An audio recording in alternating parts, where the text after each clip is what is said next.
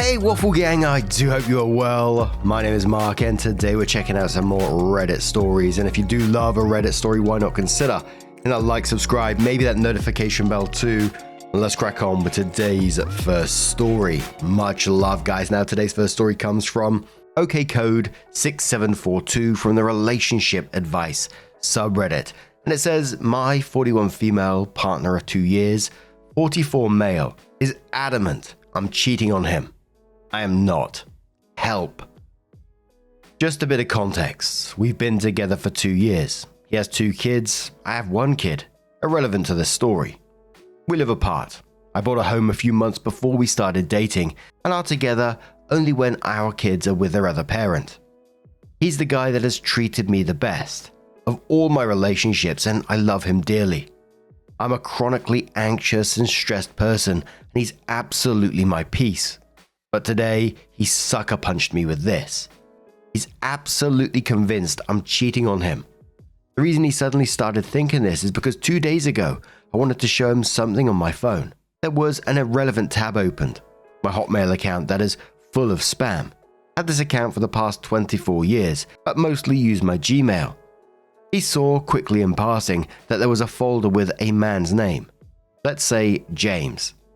I don't remember the purpose of this folder. It's empty. Haven't touched it in 15 years. No idea why it exists. It was probably useful at some point, but no idea. Well, now he's convinced that 1, I closed the tab too quick. 2, I was acting weird and nervous and suspicious. 3, this means I've cheated or I am actively cheating. That's his perspective. Now, on to the actual truth. I'm absolutely not cheating on him. He's the man of my dreams, love of my life. I've never ever given him a reason to even suspect I'm cheating. I spend 1 entire week with him at his place, never hid my phone, anything like that. When I'm at my house, it means I'm with my kiddo and my time is 100% devoted to her. I also work a lot. There's not a single second in my life where I would have time to devote to any other person, even through email. I spend my downtime at home being with kiddo and the cat, watching YouTube videos. I send him a lot of pictures of me chilling with my cat as well, and we have a constant communication going. I'm very chatty through text. Anyways, at first I was super pissed and also confused. Why on earth would you not trust me? What is happening? No matter what I say, he says I don't make any sense whatsoever, and he's adding 1 plus 1, and to him, the answer is 2. I keep telling him that he's the one not making any sense. We're back and forth on the texting. He doesn't even want to speak over the phone or come over to talk about it. I've sent him numerous screenshots of my email with unopened emails that go back more than a year. I've sent screenshots of me typing the keyword James in the email and nothing coming up. I've shown him the completely empty sent folder, which to me is weird. I've sent numerous emails over the years. Why is it empty? And I've also given him the login and password so he can look for himself. I've accumulated a lot of junk in that email over the many years I've had it, but rarely use it now. It's just a receptacle of all my Amazon orders, my McDonald's app receipts, and various spam emails. I'm pissed he doesn't trust me. He says he needs time to think. I'm stuck in a loop of pissed, confused, and sad. What's going on? Help. Now, there's a whole bunch of things that's obviously jumping out on this, him being fixated on a split second glimpse of an empty email folder from 15 years ago, even though you sent him pictures or videos of you opening it and showing him that there's nothing there. He's accusing you of acting weird when you were just showing him something on your phone, and then he's refusing to talk in person or on the phone, keeping you anxiously defending yourself all the time. And he's still suspicious even after you gave him complete access to your email. And then I think, the I need time to think is a tactic from him. He's keeping you waiting, keeping you anxious, and keeping you defending yourself. It's something we've seen in various stories in different forms as well. But the fact that this came out of nowhere after 2 years, there could be several things. Obviously, and I imagine a lot of people would say this, the projection of his own infidelity. Which again, how many times have we seen that in these stories? Escalating, controlling behavior, like he's comfortable now and he feels secure and now he can start, showing those behaviors a bit more. Someone asked OP Is this incredibly out of character for him? Or has he always been a bit jealous and suspicious? Could he be the one cheating and projecting? Opie said this is wildly out of character. I'm unsure if he would be projecting his own cheating. Anything is possible, but I'd hope not. I don't believe so. He's high libido and we have sex daily, when we're together, which is every other week, except when one of us is sick. I give him everything he needs in that department, and all the other departments as well. We take good care of each other typically. Another commenter says, I hear so many stories about stuff like this happening on Reddit. I feel like most people will say he's projecting and he's the one cheating and just trying to push the blame onto you. You're the only one outside of him who truly knows this relationship. Has there been anything else going on in the relationship as of late? Opie says nothing. Everything is fine. We're great. We have excellent communication. We talk through things. Never had a fight. Never scream at each other. We're very loving physically, but we can also coexist quietly in the same space doing our own thing. It's truly, truly amazing typically. This is completely bonkers to me right now. Then OP clarifies. I told him I understood where he was coming from, and I'm willing to work through this with him. He has full access to everything he ever wants, whatever he wants. I've shown myself to be trustworthy to a fault. When I say haven't touched, I'm not sure if it's a translation thing. I just mean I've not used it as my primary email in a very long time, and the email is only used as an inbox for receipts and useless crap. I've absolutely got one of those email inboxes as well. I think it's got like over 20 odd thousand emails in it, but I don't want to delete it either, just in case there's something important in there. But sometime later, OP did come in with her update and said, so it did not end well. After 48 hours of back and forth through text, because he refused to even speak to me over the phone or face to face, and me giving him my password so he can go check for himself that nothing was fucky, he still wouldn't back down. At this point, his behavior was concerning, and I thought he may have a mental episode going on. It was getting too much. He was texting me all hours of the night trying to make sense of something that doesn't make sense in the first place. So I blocked him. When he realized that, he sent me emails at my work email, asking me to check my Hotmail, which had nothing different in it. When I blocked his email, he decided to message my best friend, telling her, if I can't talk to her, I'll go through you instead. My friend has literally nothing to do whatsoever with this whole thing. She never replied and is sticking with me because she's also seeing how crazy he's acting. So I thought that was that.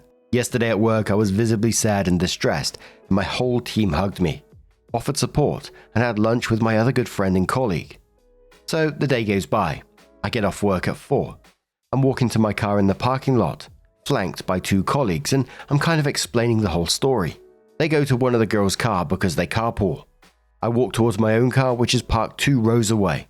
I hear a loud man's voice behind me. I turn around, and it's him.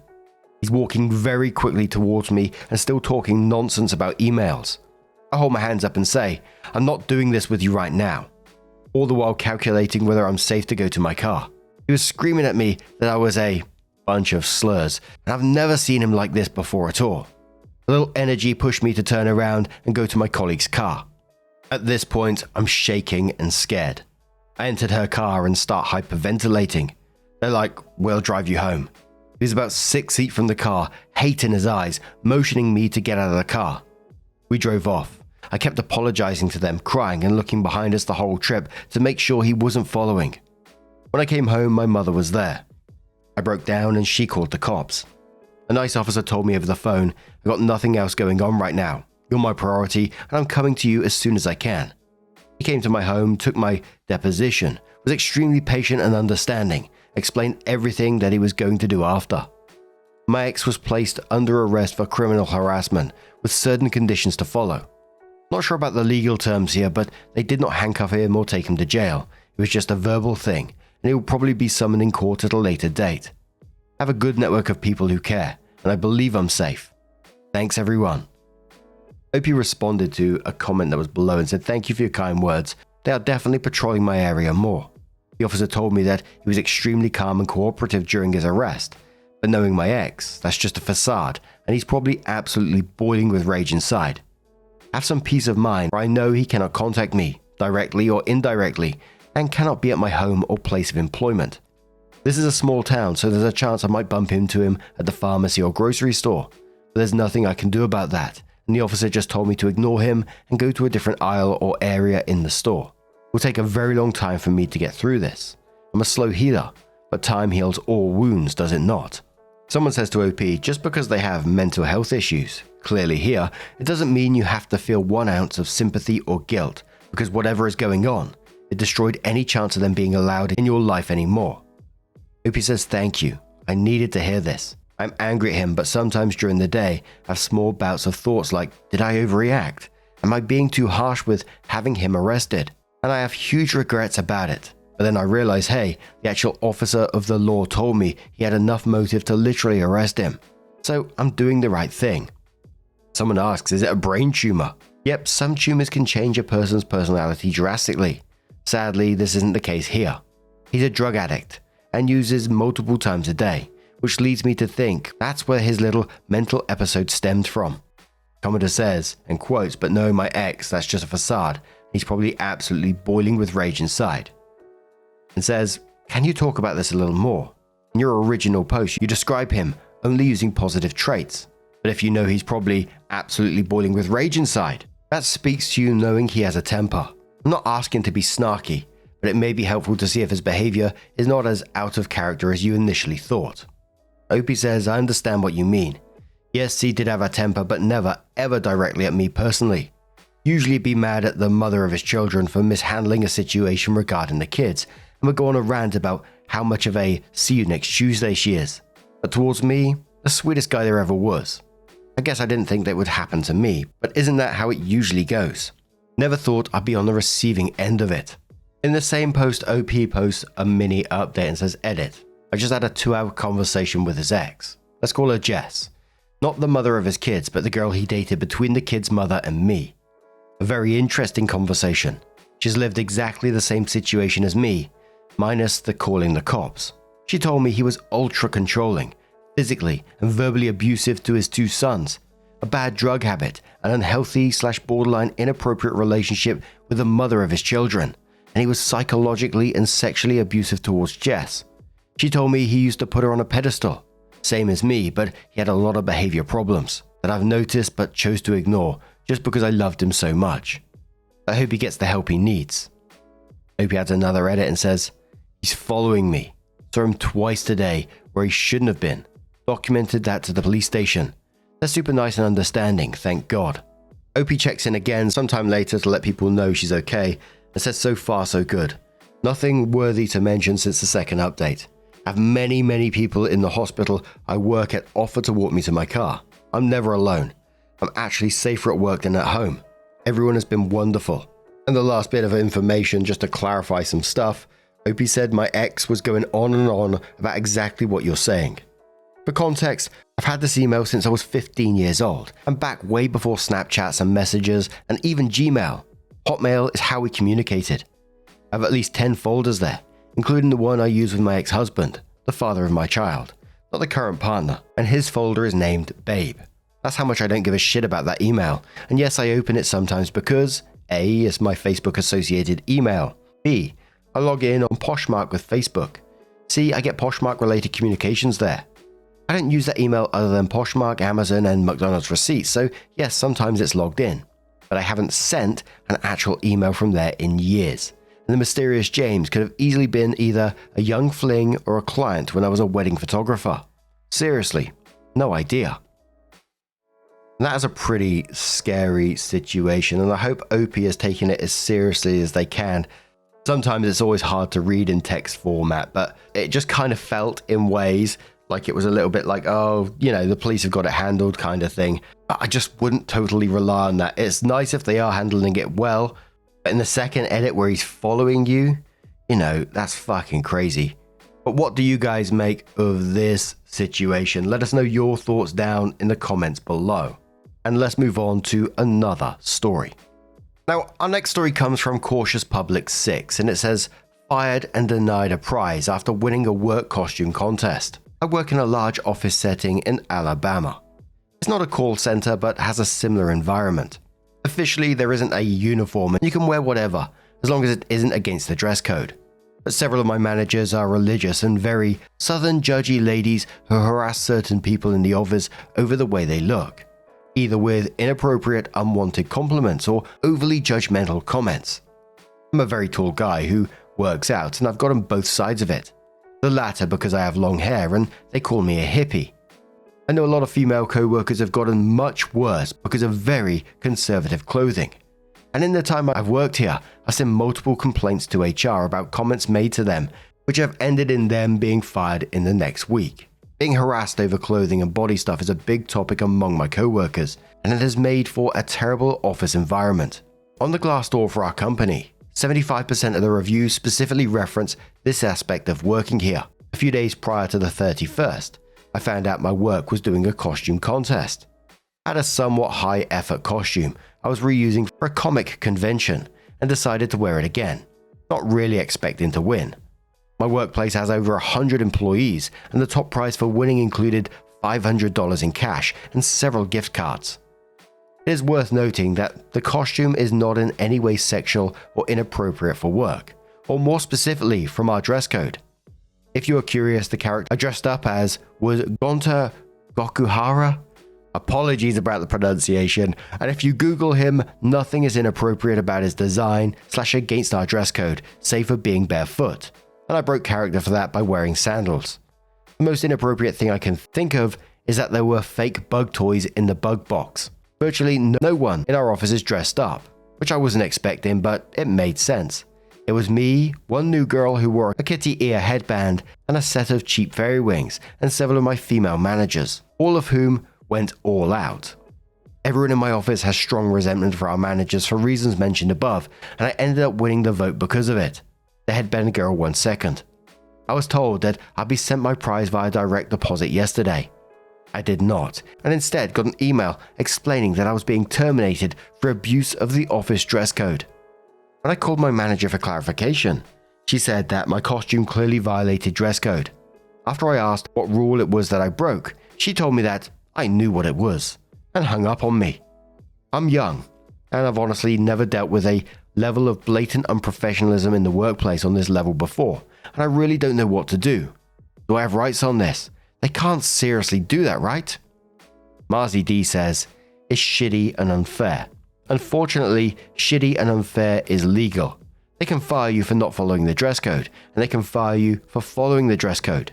The $500 prize is yours, and they need to pay up. You should also be eligible for unemployment since this is not actually a cause for termination as far as unemployment is concerned.